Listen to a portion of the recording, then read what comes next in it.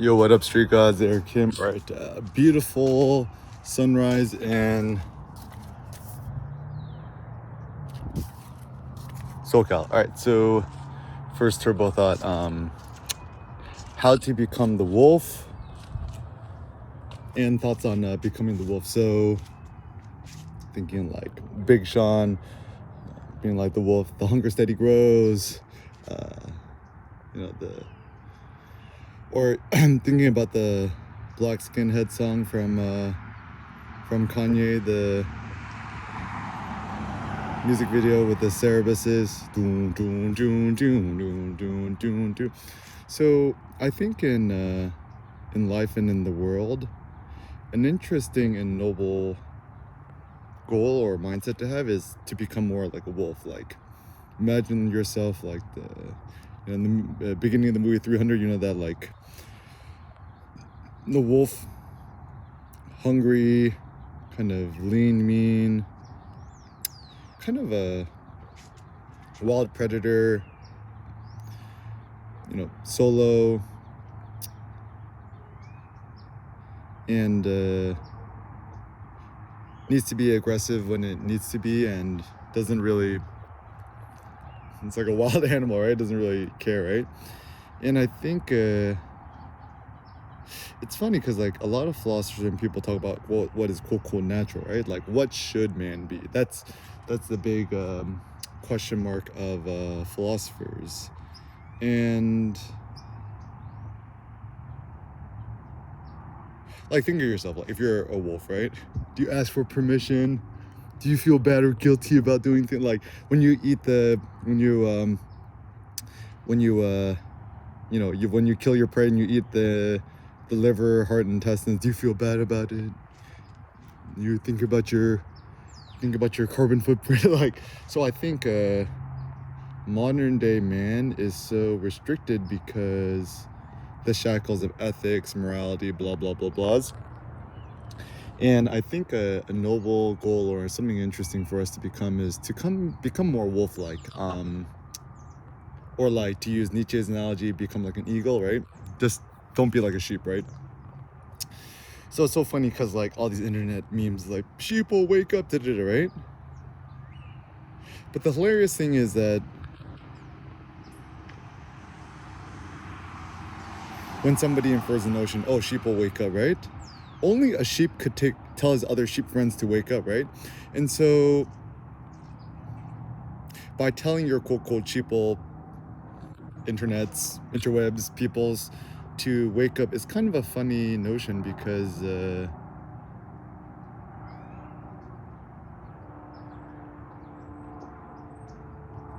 wolf wouldn't go to a bunch of sheep like, hey guys, you should wake up, right? And I think everyone paints everyone as a bad guy. So people are like, oh, corporations, corporatocracy, ruling the world. And then, in fact, I think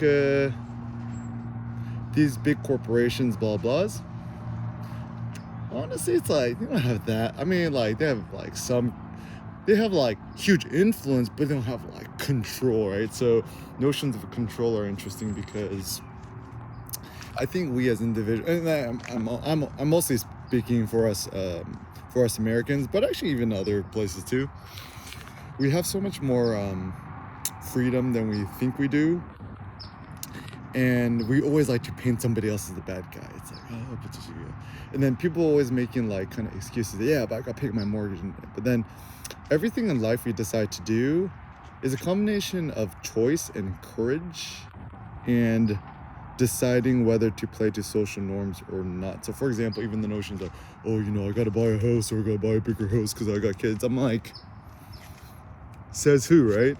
It's like, yeah, but my poor kids, they want a big space to run around. I'm like, kids will be fine, right? Like, I think it's one of these funny things where one of the biggest upshoots of growing up poor, more or less single, working mom and dad who gambled away the rent money, kind of sometimes worried that we're going to be homeless. The upside of all that is that you don't really fear anything anymore. And also certainly with economic money matters. Actually the funny thing is, because growing up be homeless next month. Money is never around. Ironically enough, as a consequence, I was never that interested or concerned about money. I mean, like as a teenager, right? I wanted, I worked some part-time jobs and I worked at a community center, got a stipend, stuff like that. And I used my money to like, buy clothes and sneakers and, fix up my car and stuff like that. But for the most part, I didn't really seek money for the sake of money. I wanted money to like buy cool clothes, right? I mean, because when you're in high school, you want to buy cool clothes, right? Cool shoes.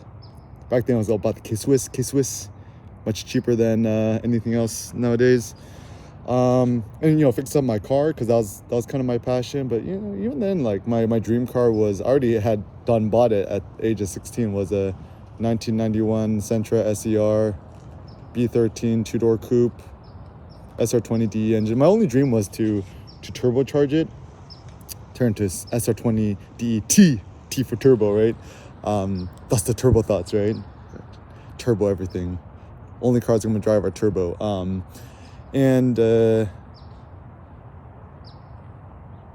I think back then, like a turbocharger kit was like $3,000, and like as a teenager, so forget about how I'm gonna get $3,000, right?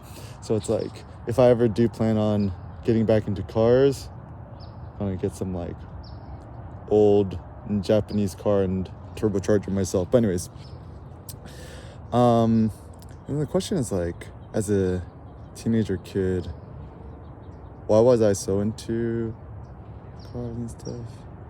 I mean, I think part of it was kind of a personal pride thing where, I mean, I loved my, Sentra SER because it was like super rare and unique, no one ever seen it, and also it was a very low-key sleeper at the time, when it was kind of more like people with like, Integras and Civics and stuff like that. Like, it was way faster than a lot of these cars and a lot more unassuming. So it seems that the better flex in today's world is to be more low-key and to have something that nobody knows what it is. This is why I disdain a lot of brand name goods in a lot of ways, because I don't want to be made similar. So also talking about the philosophy on being different, I kind of like this notion of like Eminem says, being a Martian and being an alien. It's like, I'm not from your planet, I'm a Martian, right? And even I was thinking about it, like next time I go to Korea, right? And people ask me like, what am I, right? I'm like, oh, 저는 미국 사람이에요. I'm American, right? Or 저는 백인 사람이에요. I'm a white guy. 백 means white. In means person. 백인, right? Even in America, right? It's like, what is you? I'm Eric Kim. It's like, like think about Jay-Z's song, the Life of OJ. It's like, I'm not black, I'm OJ. Okay, but that was actually kind of interesting thought because, OJ Simpson, before he, whatever, star football player at USC, predominantly Caucasoid school. And also, this is a pro tip, a thought, right? Don't call people quote white because they don't mean nothing. I think what we mean to say is Caucasian. It's funny because like that used to be the politically correct term when I was a kid growing up, in like my teens, Caucasian. And actually it was interesting too, because for a while, a little bit before my time, actually when I was like less than 10 years old, stuff like that, my mom's generation, the politically correct term to call somebody Asian was actually Oriental. Like that was the politically correct term. So it's kind of funny how politically correct terms kind of change and evolve over time, and eventually, something that was politically correct turns to be racist later, right? But anyways,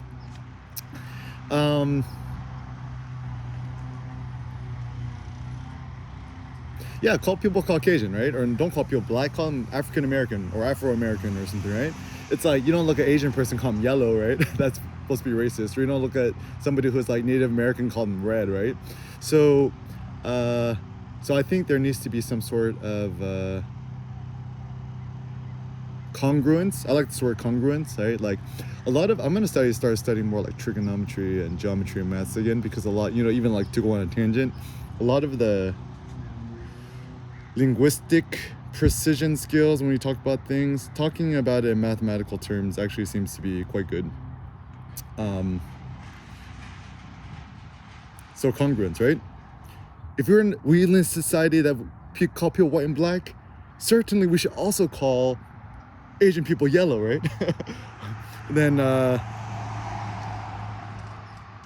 it's kind of weird too, because like racial politics is so weird, right? Like this notion of being cocoa brown is kind of a weird, bizarre thing to me. It's like apparently some Asian Americans, maybe if you're Southeast Asian or South Asian or Pacific Islander, you're called brown. I'm like, I don't want to be called brown. That's like pretty demeaning. And then it's like, you look at somebody's skin pigment, right? Like, if you're a Caucasian guy, right? Or like, let's say you're, like, you know, you think about my Marseille man sleeping in the beach, right? Dude got like a skin tan for like 9 generations worth. If you look at him, like, he's technically French, right? Like, some sort of European. You could technically call him brown by his skin pigment, right? So I think what we tend to think about when you look at people, you think about their facial quote morphology. Morphology, you know, Mighty Morphin Power Rangers is just like the shape. Certain people do have different facial shapes and different facial features, certainly. You know, different shaped noses, foreheads, eyes, eyeballs, ears, whatever. And having diversity in facial morphology is a very good idea, because I wouldn't want a society where everyone's face looks the same. That's boring, right? And people is always like trying to look for the perfect face, the ideal face, right? But that's not good either. Then everyone just goes to the same plastic surgeon and just ends up looking the same. I think there needs to be genetic diversity. But anyways, so becoming the wolf, you know, I kind of, like this lean, mean, Spartan aesthetic where you're always kind of hungry for more, hungry metaphorically. And also, like, that's why I like intermittent fasting during the day, is that you could, like, actually, truth be told now, like during the day when I'm in Memphis, I'm actually not really hungry anymore. You know, as long as you have a big ass feast. But then, like, even a little hunger, it's actually quite stimulating. Even the cold, like, even now in Southern California, all places still a little chilly in the shade, right? So a little bit of cold training is actually positively beneficial to be a little bit cold if it stimulates you. Now it's a dosage dependent thing, because if it's too cold, it shuts you down, right? But a little bit nicely cold, it actually stimulates you. So my thought is it's a good combination to, I mean, my vest is in the wash right now, but, you know, wear a tank top and a vest, or a t-shirt and a vest. Wear shorts as long as possible. And just be in the direct sun as much as possible, especially in the winter months. Even after, I went to the gym yesterday, did rack pull, knee pure, 645 pounds, what, 6 plates at 35 and a 5 on each side. And after that, before going to the gym, I was cold AF, right? You know, like shivering in my shorts and my tank top. But after I got my pump on, left the gym, gleaming like a god, glistening like a god.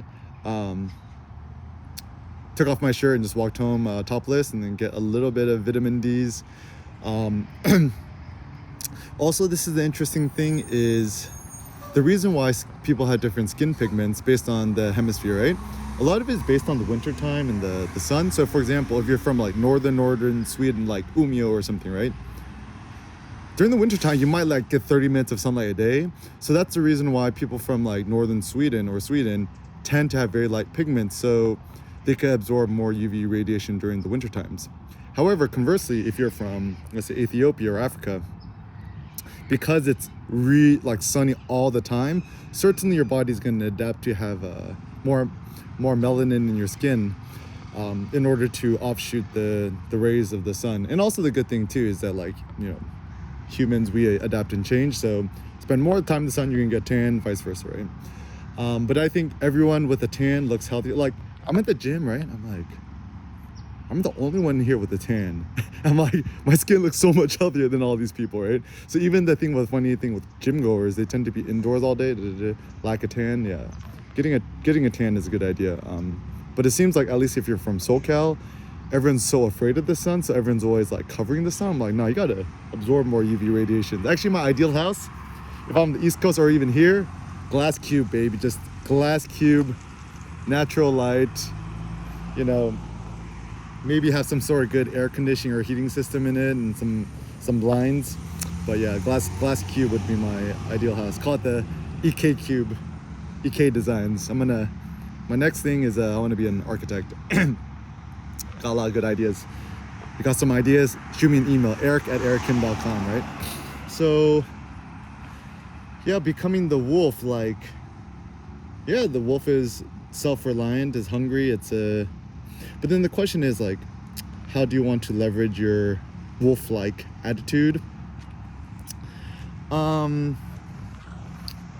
It's funny because, like, if you think about it, for the most part, predators and the kingdom, they kind of actually leave people alone. Like, if the lion's already well fed, it's gonna chill with the zebras and like not eat any more zebras, right? And the zebras are like, okay, it's cool. And so it kind of means to just like be focused on your own, to be lean and mean and focused, and to just like not be engaged with others. And it's so funny because I'm starting to realize that a lot of social niceties, it's kind of artificial. Like, just try experimenting, just not being nice or not being,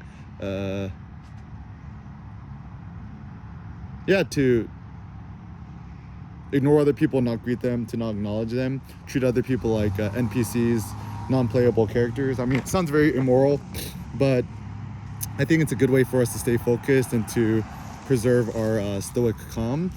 And then what is the upshoot of having this kind of a wolf-like mentality or this focus?